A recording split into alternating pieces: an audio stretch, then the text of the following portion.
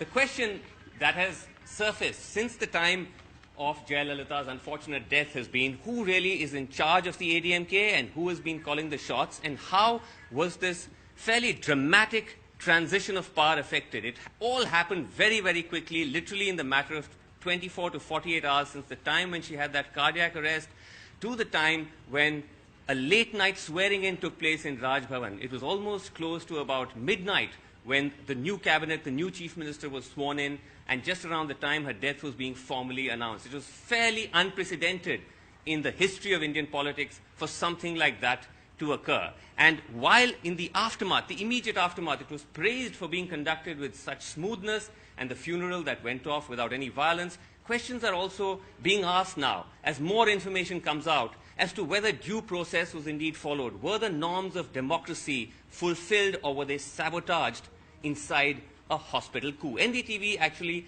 has some exclusive details of that. But before we break them, just to put it in context, those questions have surfaced because immediately in the aftermath of Jayalalitha's illness and then subsequently her passing away, and then at her funeral, the family or those who seemed most prominent and most active were the members of the Sashikala Natarajan family. Now, until that time, they had taken the back seat. They were always seen as being behind the scenes and operating a sort of kitchen cabinet.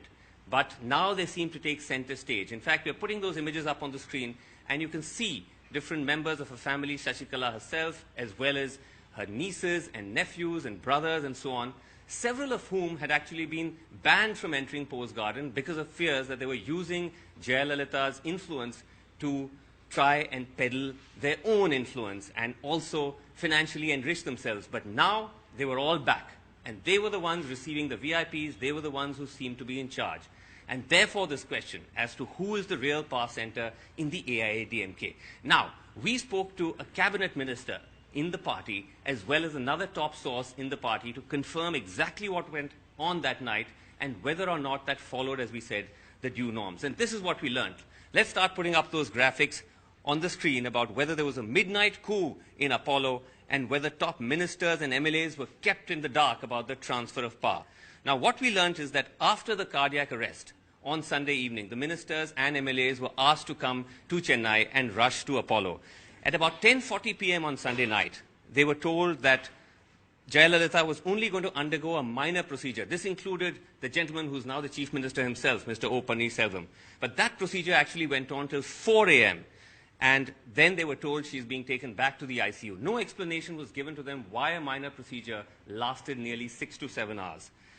When they tried to see her as she was being taken from one side to the next, they found that screens had been erected inside the Apollo second floor. This is where Jayalalitha has been for the past 70 days, and they couldn't actually see what was going on. This, they also said to us, was the first time that something like this happened.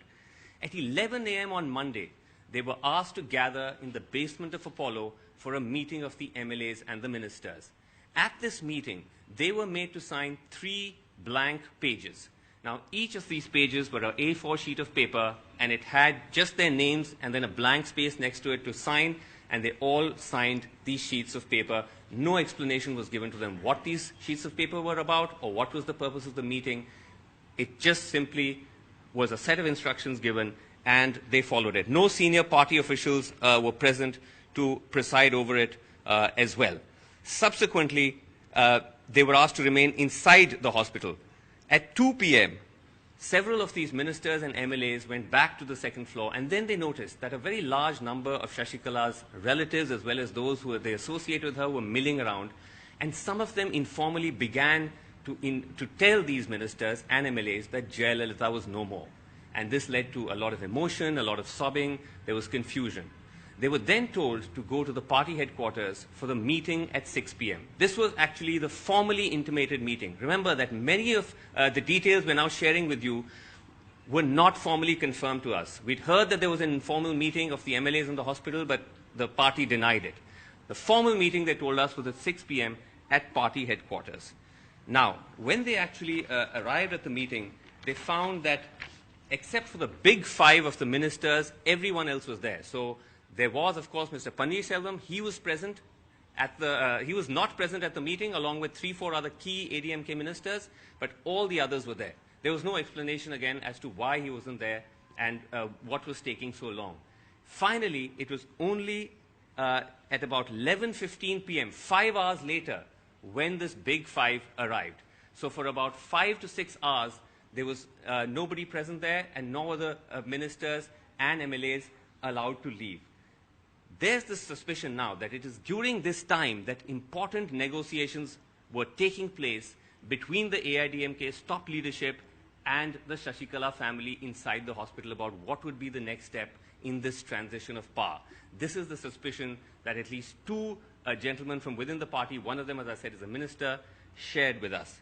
Now, at this point when the ministers entered, the AIDMK party chairman, Madhu Sudanan, who was all present during the entire time, he was inside, he was waiting with all of them.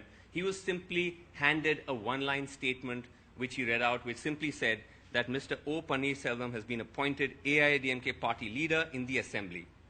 At midnight, the ministers were then asked to leave their car.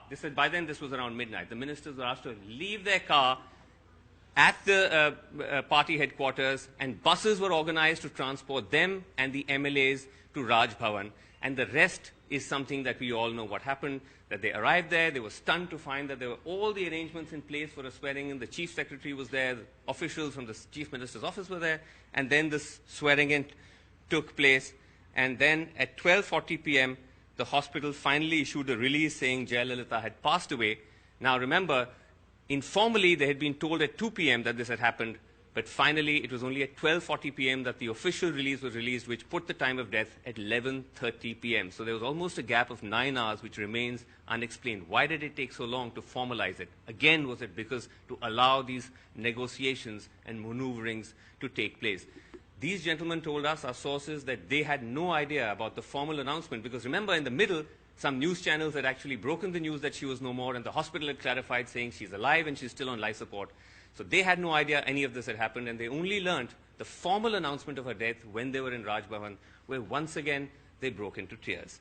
Now, like I said, some of this, there were glimmerings of this while we were reporting this story, but now, having spoken to these insiders, the entire picture becomes clear, and that raises, as I said, these questions about what actually went on and whether this will ensure that Tamil Nadu actually gets a government which is representative rather than being one which is run by remote control.